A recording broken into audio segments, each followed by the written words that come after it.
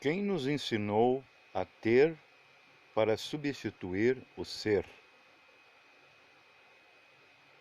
Começou lá para trás, na religião, que ensinou nossos pais, que ensinaram nossa família, que ensinaram a nós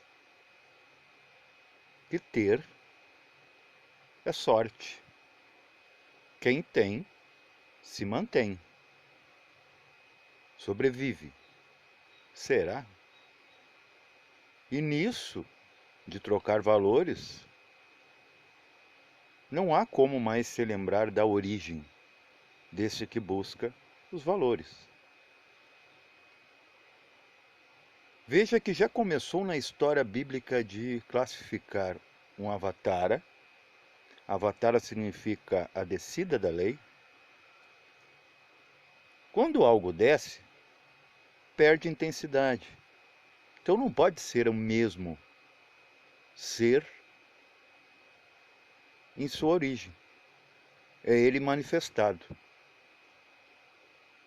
E no conjunto, ele pode ser aceitado ou renegado. Então não pode que isso seja lei absoluta. É uma lei relativa, que desce.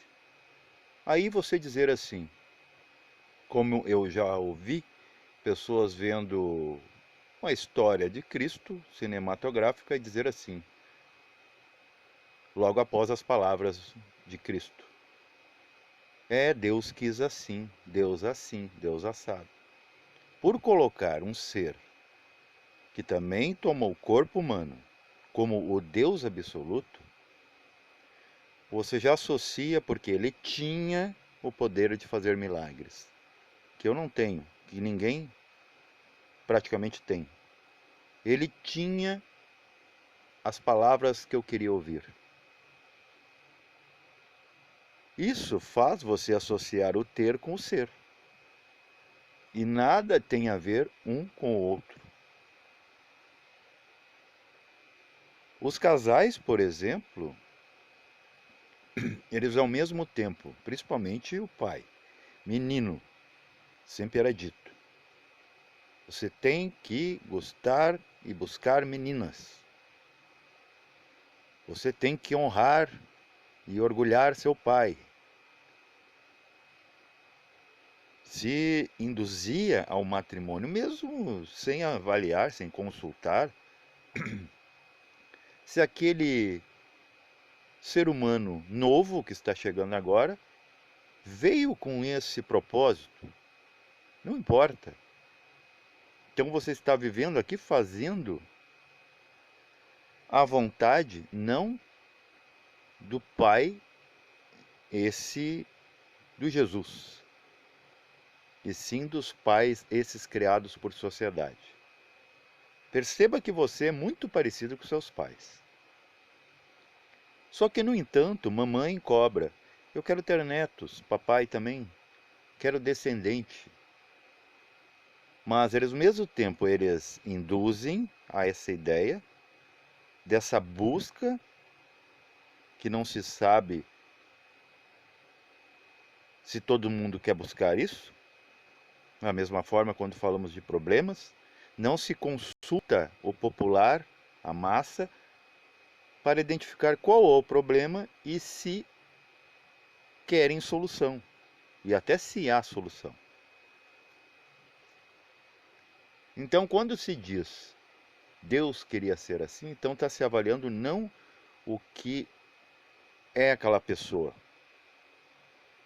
que está representando a descida da lei, e sim o que ele tem de poderes, o que tem de sofrimento, o que ele tem de intelecto, se as palavras são conexas.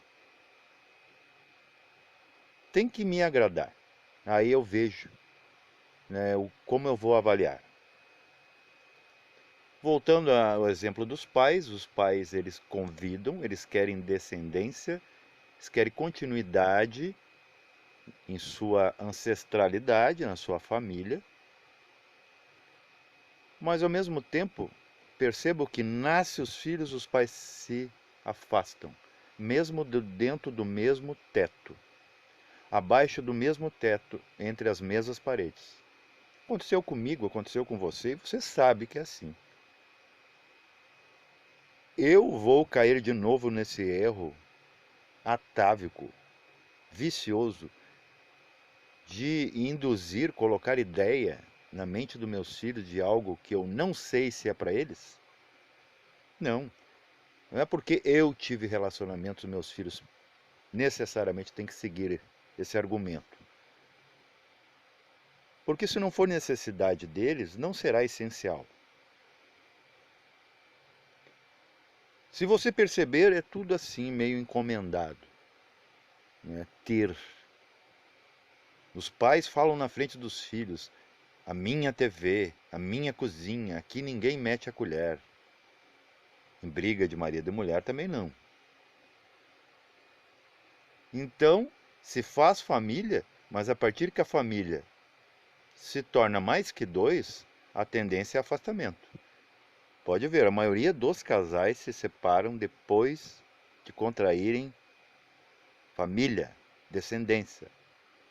Uns por oportunismo, né, que de repente afastando um dos membros, talvez o patriarcal, ele depois tem que arcar com, né, a parte financeira, sem outra parte se esforçar muito, porque está previsto em lei. Mas também por querer inovar, né? No caso hoje está acontecendo muito com a mulher, né? Eu já tinha falado sobre a questão emocional, que a emoção ela está em tudo. Ela é um tipo de amor búdico, vamos dizer, filtrado para a nossa realidade. Então, como o amor quer amar a todos, né? A emoção também quer sentir a todos e a tudo, todas as novas sensações. A própria emoção, para ela existir, ela tem que estar se renovando. É como o corpo físico. Por isso que o corpo físico e esse corpo astral, eles são muito simpatizantes um do outro. Eles vivem em concordância.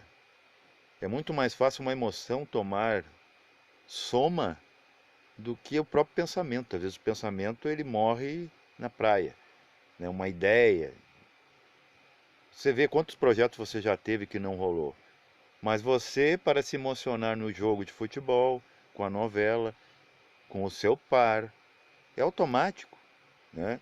Se, vamos dizer, se chocar com o filho, né, que arranhou o joelho no jogo de futebol da escola, é muito mais imediato. Agora, pensar sobre vai ser bem difícil, porque você está tomado por algo mais coeso do que um pensamento. Então a gente ensina, a gente cobra de nossos jovens, já vamos dizer, os condicionando. Você tem que ser certo. Você ter que ser certo não era explicar o que é o correto. O que é esse certo? Você não deve ser deseducado, menino. Aí você vai lá e desfere um ato violento, usa as mãos e bate na boca daquela criança, dá-lhe umas palmadas. Tudo bem. Eu falava para mim não me contradizer, que tem gente aí que está de olho em mim, que muita gente até reclama, eu devia ter apanhado mais. Não por ser mártir ou ser sádico, mas porque não aprendeu, se fragou que não aprendeu. E hoje faz tudo o que quer e dá tudo errado. Então a pessoa precisa de uma barreira. E muitas crianças são mal educadas, se tornam pessoas frágeis, incompetentes diante de sociedade porque tiveram tudo o que queria. Sabe para quê? Aquele pai que dá o que a criança quer, não que ele não deva dar, mas dá a todo momento, a qualquer suspiro, toma, né? Se vira do avesso para saciar aquilo, e às vezes não são coisas vitalícias. É muito melhor então você ter uma conversa franca, honesta e sábia com o filho. Você está dando algo para sempre. Não é com aderecinhos. ok? Eu sei porque eu tenho filhos. Como uma coisa funciona ou não. Eu criei 2 filhos de forma diferente. Um eu estou dando tudo, estou tentando dar também conteúdo. O outro eu não dei, não tinha condições de suprir tudo. E também não deu conteúdo. Porque foi uma separação drástica. E eu, como não tinha experiência ainda, fomos todos, né, guiados pelo vento. Onde ele direcionou é o que resultou. Perdão. Então, quem nos ensina, volto a dizer, quem nos ensina a ter tanto compromisso? Tem aqui na zona, eu moro em uma zona rural, em que se você não tiver, né, todo sujo e com uma enxada nas costas, ou machado, você não é tão trabalhador assim. Agora mudou um pouco, né? Porque teve pessoas se machucando feio aí, né? Quase a fatalidade. E o povo começou a mudar um pouco, né? A respeitar outros tipos de atividades.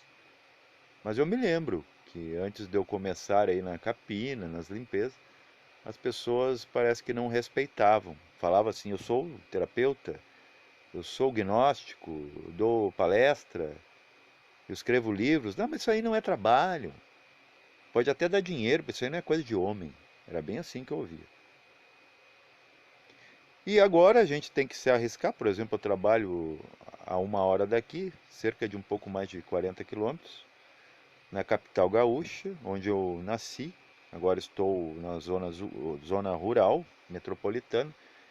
E a gente vê o que a gente tem que passar toda manhã, ida e volta, é um potencial de não voltar mais. Vocês sabem como é o trânsito. Por quê? Para a gente fugir dessa realidade aqui de pessoas que só te valorizam se você ostentar um ter. Não importa o que você é, o ser não é relevante. E tudo é assim. Os nossos filhos, se eles não aprendem com nós a corrida do ter, eles vão ver na mídia. Até era melhor antigamente, e eu gostaria que hoje acontecesse isso, que a TV não existisse. Não existia a TV, então as pessoas elas viviam do que tinha e não sofriam por isso. Não tinha referência, não sabia o que está acontecendo lá no mundo, lá fora. E aceitavam. Pessoas da minha família comeram batatinha durante anos, não tinha outra coisa. E estão aí mais forte que muitos que já foram. Estão aí reclamando de barriga cheia. Esse é o problema do reclamar, né? De quem tem mais eu quero me referir a quê? Tem opções. Tem pessoas que são obrigadas ao acaso, são obrigadas à sua sorte ou à influência terceira de pessoas que têm dificuldade, má sorte e elas descobriram uma técnica que é explorando, mentindo, como dizia meu ex-sogro. Que nesse mundo, para você conseguir alguma coisa, ter que mentir. É lamentável. Ele morreu com isso. Então, provavelmente lá, se ele fez o que ele está falando, se frente e verso condizia, isso pode afetar seu futuro, né? Não digo na morte, e sim na vida, numa nova vida que se avizinha. E tudo é cobrado de ter, você tem que ter. Eu converso com pessoas que, se eu disser para elas, eu li 100 livros e estou